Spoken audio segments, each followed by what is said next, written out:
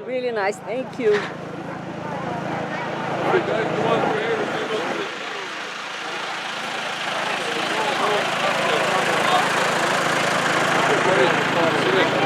All right. Thank you for inviting us.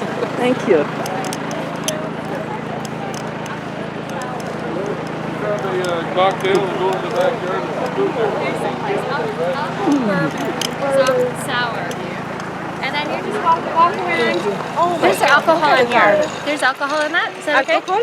Yeah, there's bourbon. It's an apple bourbon Welcome. sour. Yeah, I like that. Welcome. Thank you. You're very welcome. So just keep going right around. A little bit of very good.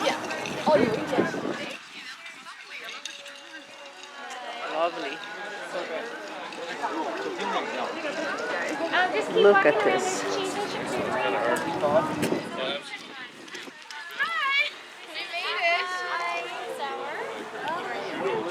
I got a picture of the table before they messed it up.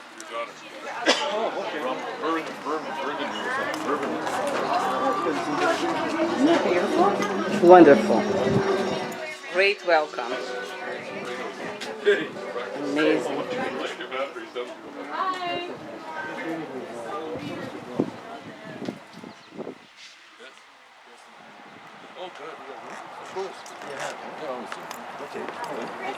Thank you. So how'd it go?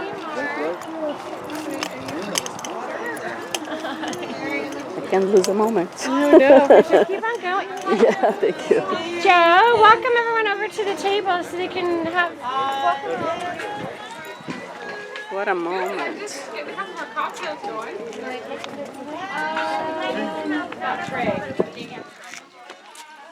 How you doing, girl? Good to see you. I don't want to hurt Mary's landscape in here. Thank you, man.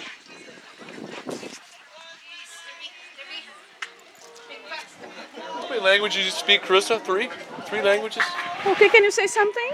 No problem. That's our interpreter right there. No, Carissa I Gibson. don't need an interpreter. So can you tell me what we're doing here right now? We're here to have a really lovely meal by the best chef in the area, and it's all fresh made prosciutto and stuff up there, and you're gonna have a lovely time. There's the cocktail in your hand is apples that are pressed from this orchard here, and we put a little bit of bourbon with it, and a smile.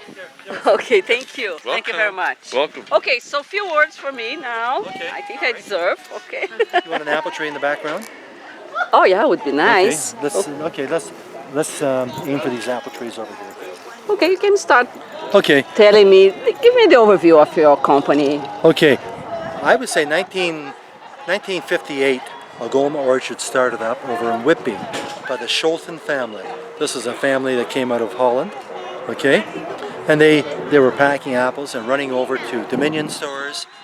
And about 1995, the father had passed away.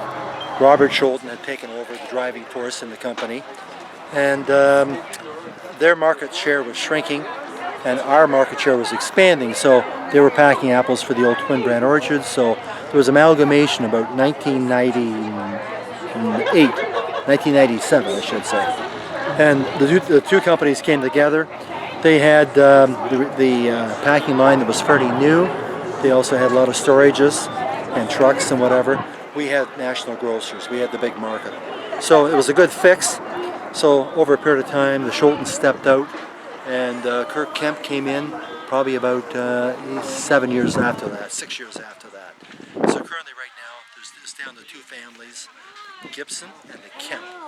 And I'm one of the older Gibsons still around, still in the apple business. And this house in the background was built in 1832, okay, the front part. And the back part was torn down in 1953, replaced with a newer addition.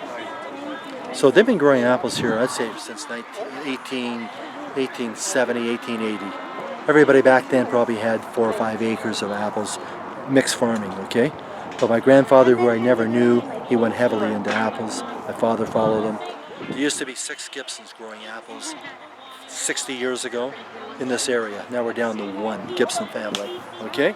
Okay. There's been a lot of changes that have taken place in the industry. From big standard trees, you plant them, you wait for 10 years, 15 before you have apples in some of them, to new ones that you put on the ground. The following year you have apples on them. We've gone from 32 trees per acre up to, I'd say 1,200 trees per acre. Okay? Okay. Things are changing continually. It's Anyways, welcome to...